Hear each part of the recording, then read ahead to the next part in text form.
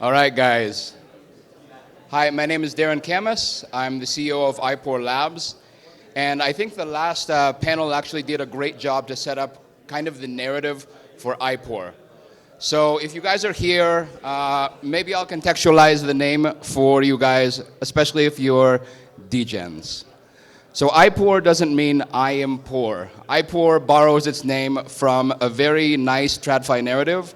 If you've ever heard of the LIBOR, it's the London Interbank Offered Rate. It was used to structure around $350 trillion of deals, debt, and derivatives. So this idea of a benchmark risk-free rate is extremely important in TradFi, but the problem was the LIBOR was being manipulated by bankers for about 20 years. However, it's an important piece of the credit market infrastructure. So if we're looking about bringing data on-chain and off-chain, actually with the IPOR index, we take the best of DeFi and the best of TradFi. So instead of asking potentially corrupt bankers, we actually ask the smart contracts. So we find that DeFi has a much better narrative to structure actually the rates markets than inside of traditional finance. So we actually embrace the best part of decentralized finance. On the other side, we're talking about this sweet Ethereum yield. So again, if you guys are here and you're interested and you usually trade perps, you usually trade options, the whole other side of the credit market, the whole other side of the derivatives puzzle is the credit market. And the DeFi derivatives, the interest rate derivatives market is a $600 trillion market in traditional finance. It's the second largest market in the world to Forex. Okay, so if we look at IPOR, it's really kind of three things. First, it's data, then it's derivatives, and then it's on the road to structured products. So the IPOR interest rate swaps underwrite the money market rates. We have a swap construct that is underwriting the ETH staking rate, and pretty soon you'll be able to underwrite the restaking rate. But that's a whole different beast. So I'm guessing if you guys are paying attention here, the restaking rate is very interesting, but it can be extremely volatile, extremely risky. Okay, so we took this TradFi construct of the index rate, and we applied it to DeFi. We pulled it directly from the smart contracts.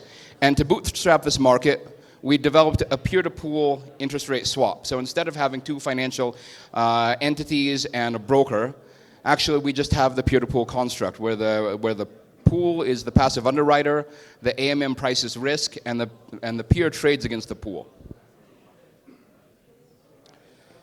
Okay, so this is a visualization of actually the IPOR rate. So there's IPOR rates for USDC, USDT, and DAI. And this is a visualization of the rate dislocation actually about 1 year ago when the collapse of SVB, where you had a dislocation in the money market rates, also the DPEGs of USDC, the premium onto USDT. And so this is maybe a nice visualization of what interest rate volatility looks like inside of DeFi, how you could use interest rate derivatives to actually hedge against this risk, or how you could actually have some different volatility options, some spread trades, some straddles in there to actually profit from this volatility. And I think that this volatility is going to be something that we're going to see in the restaking rate. So right now, everyone's talking about restaking, but no one knows how to quantify the risk. So restaking, you get kind of this base Ethereum staking rate. You're also going to get a subset of different validator rates. And then you have the slashing risk. So my view is that it's going to look a lot like this and probably much more volatile. So the question is, how, if you're engaging in restaking, how do you protect against those risks? What are the derivatives going to look like? And then what essentially is this transition from the ETH staking rate, from the risk-free rate to this kind of risk premium that you can get in the restaking narrative? If we look at the DeFi credit market stack as this kind of software stack, it's nice composable structured products. So if you look at something like the IPOR derivatives, you guys are probably familiar with the money market side. You're familiar with the Aves, the compounds, the Morphos, the Oilers of this world. But you can take these nice composable instruments with the IPOR derivatives and base it off of the different rates. So this is what the derivative stack looks like inside of DeFi. So let's look at something like the Ethereum staking rate. So if we look at last year, what was the basis trade of last year? We had several funds that were spun up just to play this basis trade. The basic, you borrow ETH, you get the staked ETH, you leverage loop, and you farm the basis. But what's missing from these strategies is actually the hedging on both sides. So if you think of the IPOR protocol as the base of these structured products, you take a swap on the money market rate, you take a swap on the stake rate, and you can farm the basis at leverage. So this was a nice trade. It was the trade of last year. But in this upcoming, we have a couple of different narratives that are converging. And like the RWA panel talked about, we have this really big bent on RWAs. But RWAs are about to get a lot less sexy. We have the markets pricing in rate cuts towards the middle of this year.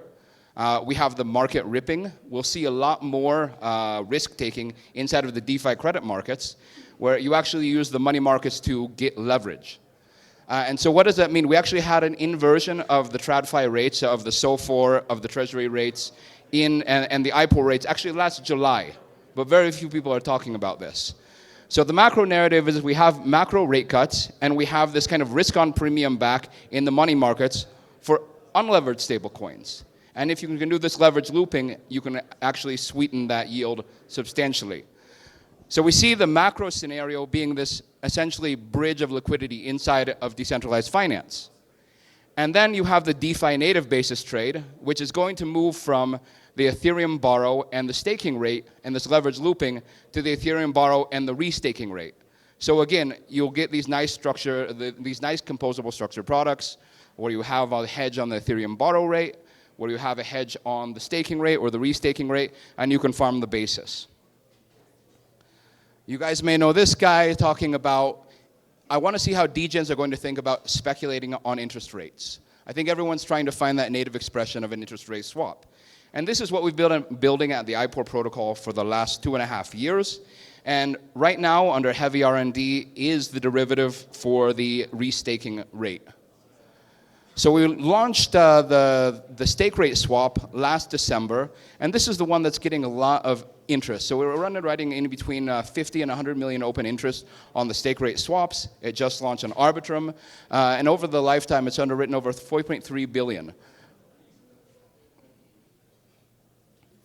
Okay, so this is the product market fit for those sweet ETH yields, right? We're going to move from this kind of leverage looping from the ETH borrowing rate, the money market rate, to the staked rate, to the restaking rate. But how do we price the restaking rate? Restaking is not so simple. I know how to quantify the staking rate. The staking rate comes from inflationary rewards, the monetary policy of Ethereum. It comes from the percentage of validators, it comes from execution layer rewards, and it comes from slashing risk. That's it. On the restaking side, we have a very opaque view into what these yields are. Right now, everyone's leverage farming points. Once those points become liquid, they have this real tangible yield. But how do you quantify it? So right now, all of these unknowns, they're going to become liquid. And my view is that we're going to have this essentially different set of anywhere from shit quality bonds to investment tier staking services. And these are going to have various rate dynamics. They're going to have different rate, basically risk and rate returns.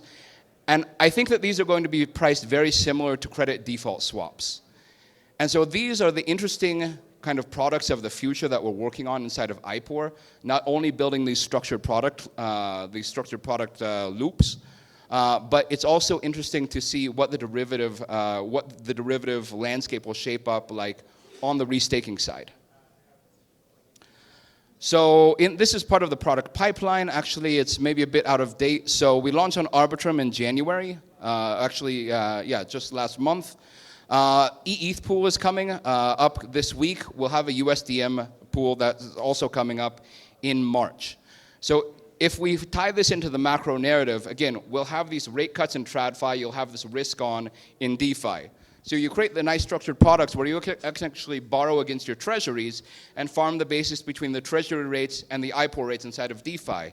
So this is something you can do in a very low risk, levered money market fund directly into DeFi. So that's this macro narrative, the convergence of rate cuts and risk on in the DeFi money markets.